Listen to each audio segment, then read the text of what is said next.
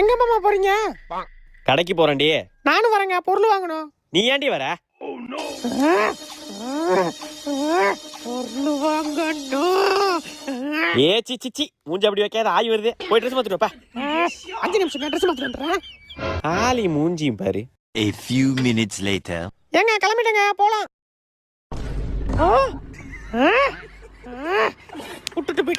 விட்டுட்டு போயிட்டான். தெரியும்டா, யாரையும் லவ் பண்றான். அடிக்கடி போன் பேசுறான்.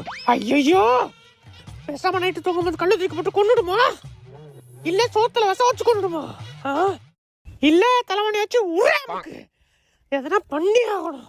அவனை விடக்கூடாது. இதுக்கு மேல அவனை விட்டவே கூடாது. கொன்னுடுறோம்.